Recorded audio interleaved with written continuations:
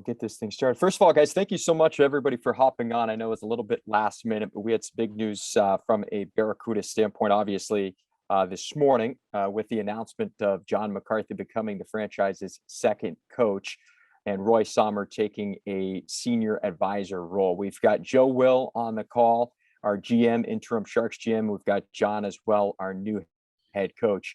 Before we do get started here, we'll have Joe make a few comments as well as J-Mac, but we do ask that the questions when you guys begin, again, tailored towards today's announcement and tailored towards the Barracuda, and that we don't get into additional things more Sharks related. But again, thank you to all who joined us here today, again, last minute. So we appreciate your guys' support. So without further ado, I'm going to pass it on to Joe, who has a few comments here to start. Yeah, well, good afternoon, everybody. Thanks for joining us. It's a very exciting day for us to add John McCarthy as our new head coach of the San Jose Barracuda. Something that, as you know, we haven't done very often, and we're very excited to add John in, and John was a natural fit for this post. And at the same time, I want to thank Roy for all his years as a head coach with all of our various affiliates throughout the organization, and the rest of his staff, for what they've done up to this point. But we're very excited about moving forward with John, and we felt John is the best teacher that we can possibly have in place for our prospects coming in. And as you know, we've over the past few years, we've retained our first round pick, and we've had multiple higher picks and better prospects, kind of coming up through the system that are kind of aged out of juniors and colleges and such. And so that they're coming in, and with this crop, we strongly feel that John is the right man to lead this group. Thank you, Joe. And we'll now pass it on to John McCarthy, again, who has announced our second head coach in franchise history. John, the floor is yours. Yeah, I'm beyond excited for the opportunity, because I'm viewing this as an opportunity to bring value to this organization. I've been a part of the organization. I was drafted in 2006, so it's been a long time. I've always wanted to be a part of this organization, and I think in this new role, it's going to give me an enlarged opportunity to bring more value by developing these young prospects into NHL players. So I want to thank Joe and the organization for showing faith in me to give me this position. I'm really just looking forward to kind of getting going. Thank you, John. And as you guys are familiar, we're moving into our brand new arena this upcoming year, Tech CU Arena. It is scheduled to open up in August. So beyond just the team moving into a new building, we've got what we're calling organizationally a refresh, and that comes more from a marketing standpoint. We've got some new uniforms coming down the pipeline, but now we've got a new coach in John McCarthy. And as John alluded to, he's drafted by the Sharks, played a long time within the organization, was a captain for both Worcester and for the Barracuda for a handful of years until he retired. He has taken on a assistant coaching role for the back half of that final season in which he played, and then he took on a development coach role as well. We will open it up now to some of our media members here on the call.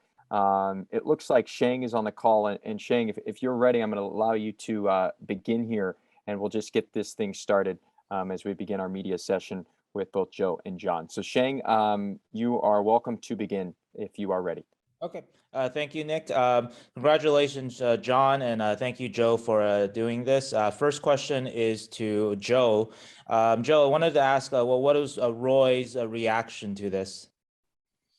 I think in talking with Roy, he knew at some point this would come, and he's very grateful, for all the years with the organization. He's still with the organization. He's going to be a big part of working with me on some scouting and projects and development projects and such. And so Roy is going to be here. He's just changed his role and handed this over to John. But I think, Roy's initial thing is, it's at some point it needs to, it does end. but he is with the organization in a different capacity, and I think he's very grateful for all the years that he had coaching this team. But I think probably better to ask him personally. And Joe, wondering about John. You mentioned John as a teacher, and that's a big reason why, maybe the biggest reason why you've named him your head coach. What stands out to you about John as a teacher? Just that he has so much poise and hockey IQ, that he's got a lot of patience and he's got the knowledge to teach. And we can't expect that many of our players coming in they're gonna know everything that it takes to become an NHL player. That needs to be taught. And John is, our first point of contact for that, in establishing our standards to teach this, and also to hold accountability for doing the right things once they've been taught. So, the buck will stop with John with that right now. And, just looking back, it's everything, not just having them ready to play in the National Hockey League, but actually getting performance out of them at the American Hockey League. And that's, one thing that we are going to double down on right now too, is that it's not just John coming in as the lead there, but having went through this year to where we recalled a lot of our veterans. We never really replaced John himself as a player amongst our forwards. When Jake Middleton was elevated to the National Hockey League, and Jacob Magna elevated the National Hockey League, we didn't really replace anybody per se, and we threw a lot of these young players in without a lot of the guidance of veteran players. So that's something John and I have talked about, how John builds out his team moving forward, his team of assistant coaches and staff members, and then how we come in and those type of standard bearing players on the ice that will be the guys that'll help whoever ends up being with us, whether it's Brandon Coase, Tristan Robbins, Weissblatts, Eklunds, Bordelos, that crop of good young prospects that we have coming in. We just want to make sure that the environment is as good as it can be around them, between staff and veteran players. Thank you, Joe. A couple questions for John. And once again, John, congratulations. John, just wondering if you can share a little bit about your coaching or teaching philosophy. Yeah, I mean, having a background as a development coach the past couple of years, I think that's given me some experience as far as working with players in more of a one-on-one setting. And I think when we're talking about a development model for the American Hockey League, because at the end of the day, that's the function of that league, is to produce NHL players, right? There are wins and losses that go along with that. And I firmly believe you can have a winning team is going to develop more players. But you can't sacrifice the development of the players for the sake of winning, right? So it's kind of a double-edged sword there. As far as the coaching philosophy, I believe in communicating with the players on a daily basis, right? That old school mentality of, I'm the coach, you're the player, you're going to do what I say. It's non-existent anymore, right? Now there's a firmness behind the communication that needs to happen every day. But, I do believe in kind of players these days. They want to know, they always say they want honesty. They want to know where they stand at all times. And that's how I plan to coach. And then establishing some accountability amongst the players, right? We're going to have a standard. This is the way we're going to want to play. And you're going to live up to that standard. And if you're not living up to the standard, you're going to hear about it. It's not going to be avoided. It's going to make for hard conversations. It's going to make for hard actions. But, the whole purpose of it is that, we're looking to make you into an NHL player. So at the end of the day, that's the goal. And the player and the coach's goals are aligned. I want them to become an NHL player, and they want to become an NHL player. So we agree on that. Now we both just need to get in sync on how we're going to do it. And, that's the part where, come September, I think it's going to be important to kind of establish that standard right off the bat. And any sense of your assistant coaches, or is that something that you're going to work with Joe on? Yeah, we're still working through the process. This is still very new, so we haven't gotten anywhere with that. Okay, thank you so much. Thank you, Shang. Patrick Williams looked like he had his hand up first, Patrick, with the AHL. Patrick, the floor is yours. Sure. Thanks for doing this. Joe, I guess first question is for you. Roy's new role. Can you be a little bit more specific on what that will entail, kind of on a day-to-day basis, and what all the different parties envision for it? I think we're still working on that. Roy, has been around and he has so much institutional knowledge about the American Hockey League and our organization here that, I'm going to talk to Roy about, various players that we may be bringing into the team and different things that we can do here to get better through scouting and development and everything else. So, more of a senior advisor just to the general manager. And so that could really be any topic. And I think we'll work our way through that. Again, it's fresh news moving from one role to the next. We haven't had that role in the past, but with Roy's background and experience and passion for the game and for the American Hockey League, he's going to be extremely helpful to our franchise. And then for John, you came in with Roy as a player, then as a captain. Now you've been different coaching type roles. How did he influence and shape you both as a player and now going into a head coaching role? Yeah, I've been lucky enough to be with Roy, as you said, since 2009. So it's been a long time. I've played at least a part of every season for him or coached with him for every season from 2009 until now, right? So that's a long time. And I think the biggest takeaways I've gotten from Roy is, he always preached you have to be able to compete every night. The adjustment from junior, the adjustment from college to pro, the biggest adjustment is, every game is important. There's always people watching you in the minors, right? There's always scouts in the stands. You have to find a way. It could be a 3-3, which is what we used to call 3 games in 3 nights, right? It could be the Sunday of a 3-3. You got to find your game somehow, right? There's those moments where there's every opportunity to let yourself off the hook, and he would never let anybody off the hook. It's about competing. It's still hockey. Yes, the game's evolved and there's a lot of different things going on, but it is still a game of compete, right? Generally speaking, the guy that wants the puck more, the guy that wants to win more is more often than not going to succeed, right? So it's about kind of finding that on a nightly basis and demanding that out of your team. And just to follow up to that, Sheldon Keefe, when he was with the Marlies, said that this league is all about opportunity. And that's the one thing he can offer to players. How do you define opportunity, having both been a player in this league and now being on the other side of the equation?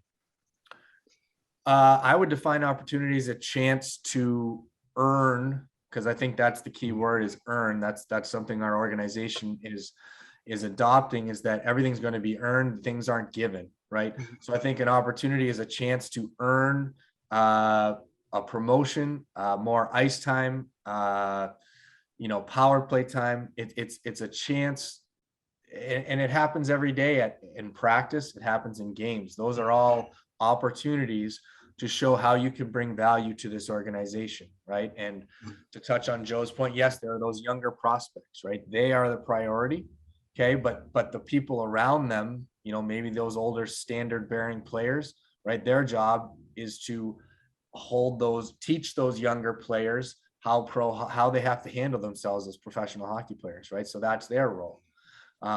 So I think the opportunity is going to be there on a daily basis. And I'm excited to see, how the guys kind of grasp it. Great. Thank you.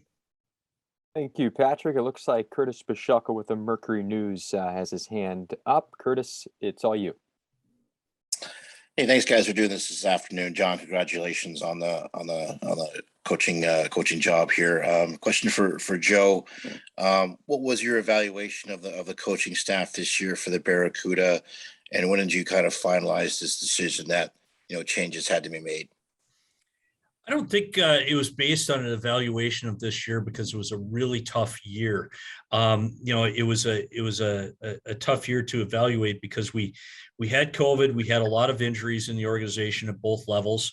We ended up pulling up a lot of players to the to the NHL. They said with Middleton and Magna going up right there, is you lose a couple of your standard bearing players, and throughout the year we had people coming and going, and yes, you do expect that, but I think we had an unusual high number. We had about I think 400 games between COVID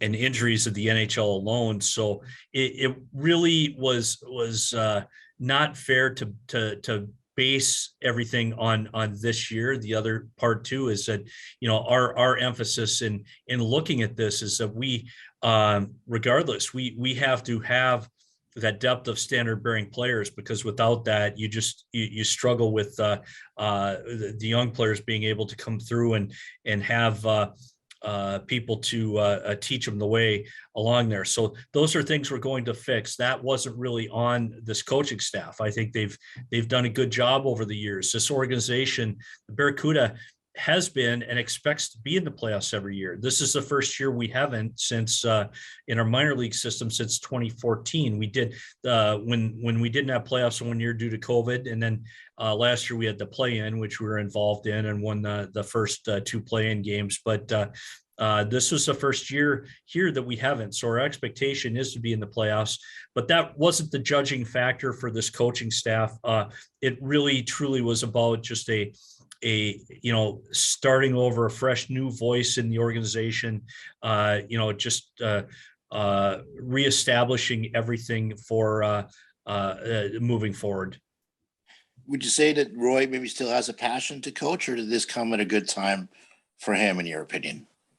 Well, he might, and tell you, as far as that, there's never been any drop off in Roy's energy or Roy's passion for the game. So that's really up to Roy as far as what he wants to do. But I never, ever, saw any type of a drop off there. And that's really up to Roy, is what he wants to do. And he's earned that right to in his life and in his career to take it the way that he would like to moving forward. But no, I think Roy could go up against anybody still, and probably for a long time. And a question for John here. John, Joe just mentioned all the challenges that you guys went through this season. How much of a grind was it, just on a day-to-day basis, all the changes, all the new faces coming in and out? How much of a challenge was it for you guys?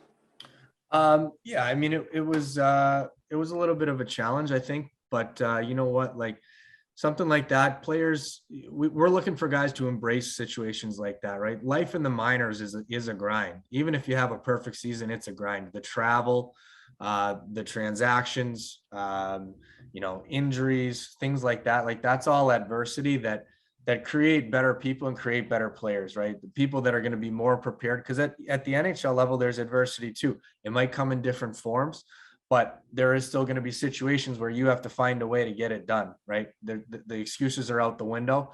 So yeah, it was a little bit of a challenge, but I think it's our job as coaches, and it's their job as players to embrace those challenges, and you'll come out on the other side a better person, and you'll come out a better player and a more NHL ready player if you correctly kind of harness those challenges and use them, spin them into a positive. Can you say what Roy's message to you was? Did you guys get a chance to talk in the last little while? We've been playing phone tag. I'm going to give him a call right after this. I haven't spoken with him yet, but I will shortly. You excited? I mean, I don't know how familiar you are with some of the players that Joe mentioned who's coming into the organization next year, the guys who were just drafted in the last 2 or 3 years, but you excited just to kind of start working with these players, the players that, I'm sure the Sharks would like to see develop into NHL players at some point. And you excited to start working with some of these guys? Yeah, I'm very excited. I'm very familiar with all of them as well. As in my development role, part of my role was traveling a little bit and going to see them in their junior teams. So I've gotten to know them a little bit as players and as people. And yeah, I mean, that's the priority here is to develop those guys into high-end NHL players.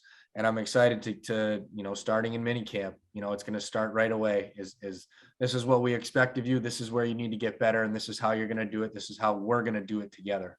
And that's going to be the message. The last few years, the Barracuda system has been aligned with the Sharks system. Have you you're maybe looking to talk to Boogie here at some point soon and just try to get on the same page as what he wants to do and what you guys are going to be doing? Yeah, that's always the goal. We always want to play the same way as the Sharks. That way when there are call ups, they're seamless as possible.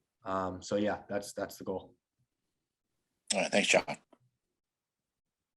Thank you, Curtis. Looks like Shang's hand's back up, so we'll go back to Shang real quick. Hey, Joe, just wanted to ask in terms of just the timeline of all this, was this a very recent decision to, all these changes here? Yeah, it was. I mean, it's like you said, the past few weeks here, we had player exit interviews with everybody. That's what it starts with, because they all want to leave town, or in the case of 10 of our guys, they went to the World Championships, so you kind of do them quickly. And then you just look at every piece of your organization. You go through and say, what are we doing here? What are we doing in the minors? What are we doing with scouting? What are we doing in the medical area? What are we doing in the in the NHL and everything else? And we just had discussions about the minor leagues and how that just ties in moving forward with the amount of prospects we're having coming in, and the direction that we want to take to best develop the players. And again, it wasn't really as much about looking backwards. It's about looking forwards. What we need to do to just make their development as good as could be and efficient along the way. And there is a little bit too, as John mentioned, it's not 100% about development of the players. It's about also a winning team and culture with the Barracuda. And, that's one of the things we are emphasizing here too, is that winning breeds winning. And at the same time as developing these players, the best way to develop them, is through teaching them and winning. So that's also another priority. You mentioned that, maybe it was not fair to evaluate Roy based on this year with the many challenges you guys had and all the players that were called up. But, how much did that, losing streak at the end of the year, a 15-game losing streak, sort of factor in this, if at all?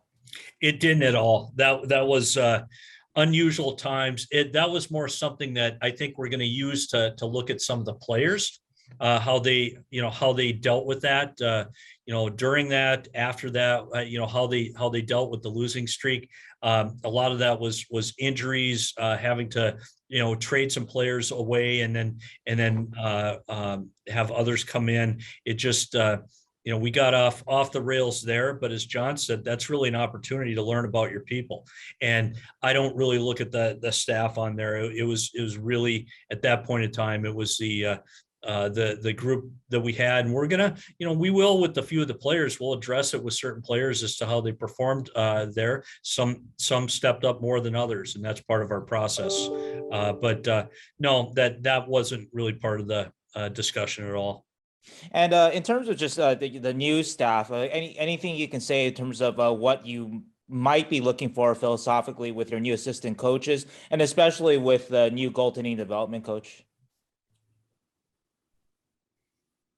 Well, the goaltending development coach, the goaltending will in the organization here will fall under Nabby, and whether that's a 2 or 3 man staff, we're kind of looking as under that area. We need to coach and develop in the NHL, coach and develop in the American League, coach and develop our prospects around, whether it's the ECHL, juniors, college, or back in Europe. We need to scout goaltenders to trade for. We need to scout goaltenders to draft, and all that kind of falls under the whole scope of our goaltending team. And that's something separately that we're talking with Nabby about. So that's kind of a separate conversation with goaltending. As far as the assistants go, John and I have already talked about that. We're going to look at candidates from all areas and backgrounds, whether they're currently in the American League, they might be in the ECHL, might be in juniors, might be in college, might be in Europe. They'll probably be from everywhere and all different backgrounds.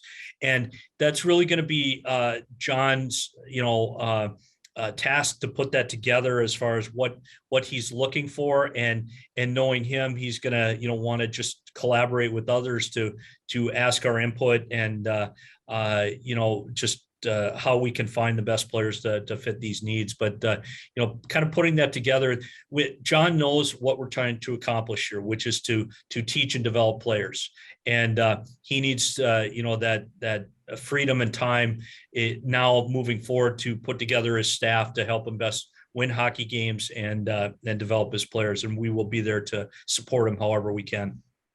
And a question for John. John, of course, previously as development coach, you were already in a teaching role, and so wondering how being head coach now, how that changes that sort of that role. Does that or is it less of a teaching role, or does that somehow enhance your teaching role, having, I guess, maybe more authority?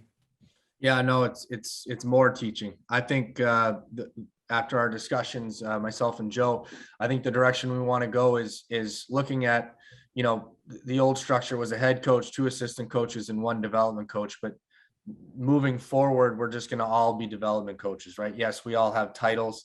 Yes, there'll be certain responsibilities delegated to each coach, right? And we're going to work our way through that once we build out the staff. But at the end of the day, all of us are responsible for developing these players. The tasks will be broken up coach by coach, but there is a process and there is a plan laid out for every player. And the coaching staff as a whole is going to carry out that plan. Does that mean that there won't be a development coach at the AHL level like you were? I understand what you're saying, that everybody will be a development coach, but will there not be that title position anymore? That's something Joe and I are still working out, as far as whether or not there'll be a development coach with that title on the staff. But that's something once we have the staff built out, I think we're going to come to that decision. And a last question for me. I know this is all new and fresh, so maybe you haven't really put too many thoughts on this, but can you speak to, I guess, any of the players, Barracuda players that played for you this past season that you're excited to work with, fresh start for them, or any of the incoming players? Just any thoughts of any of the particular players that you should be working with next year? Yeah, I mean, they're all important, right? They're all going to be prospects. We're investing the same amount of time in all the players. But the names that jump into my head, Brandon Coe's team is still alive in the playoffs, right? They're making a push in the OHL playoffs. To me, winning is a learned trait, right? So even if it's in junior, even if it's a different level, being on winning teams formulates habits, right? And those are the habits that we want as an organization, because as Joe mentioned, winning breeds winning. Like it's something that kind of you learn, and you learn what you have to do in order to win, and you carry that on with you. So, I'm excited to, have another chance to work with him. And then, guys, as far as coming back, I thought Nick Cechek made some nice strides last year. Excited to see where he can take his career. But as I said, they're all important. We're going to do what we can to develop every single player. Thank you, John. All right, guys, we got Patrick's hands up again, so we'll wrap up with Patrick here. Patrick, you can go ahead. Yeah, just John, playing for Roy, he was always really good at evolving with the times. What sort of evolution did you see from him from when you were a young rookie to all the way up to the present time?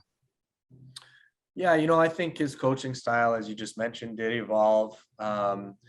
Even when I first started, it was 2009, but there was still a little bit, it was hard coaching. It was, kind of that old school mentality, because I think the players, we were all a little bit different than players are now. And I think what Roy did well is he adapted as he went. He realized he had to communicate with players a little bit more and let them know where they stand a little bit more. Kind of more, instead of using the same approach with everybody, which would fall under that old school kind of mentality. Maybe you got to coach guys a little bit differently. Maybe some guy can't really take it if you're screaming in his face, or the opposite. So I think that was the biggest way that he evolved, but at the same time he stayed the same a little bit too, right? He always had that passion. He always had that fire in him to coach and to demand the best out of his players. So I would say he evolved, but he also kind of figured out what worked for him and held on to that part of his coaching philosophy. And then, you've been a veteran in this league. You filled that role. What type of veteran do you think makes for the right fit, on your team, but really on any team in this league? Yeah, I think it's about, and it's a bit of a balance, right? You got to be able to accept that you are a veteran in the AHL and that it may not necessarily be all about you. I think the crossroads came in my own career when I kind of realized, okay, I might not be the one getting called up anymore due to contract status, and just there's younger players every year, right? And they haven't kind of capped out their development yet, right? So that the organization wants to see where they can get to. But I think when you realize, when you hit that point and it's like, okay, now my job is to help these other kids get to the NHL, and it changes things, right? So it went from maybe I get a goal, maybe I get to be on the power play, I get a call up, I feel good about that. Now one of the younger guys gets a call up and he gets to call his parents and tell them to get on a plane because he's playing his first NHL game, and maybe I feel a little bit a part of that. You know what I mean? I and maybe unfoundedly, but it's a different kind of high you get, I guess, when you find out that you are able to help the guys that you care about, your teammates with them, and you like them as people and you want them to succeed, and to think that, maybe you did a few things that helped them get to where they want to go. That's a good feeling too. So I think as a veteran in this league, that's something that you would need to have. And then just one for Joe. You mentioned that this whole off season is kind of all about a refresh. What does this mean for the on ice product? Because winning is also part of selling tickets to some extent at this level. How can this all kind of fit together? Well, as you look at the American League, unlike the NHL where you have longer contracts and things like that, there's often, quite a bit of turnover in the American League. So we feel that the ability to bounce back with the playoff team is definitely there. The talent, the young talent that is going to be new for a first full season with the Sharks, again, going,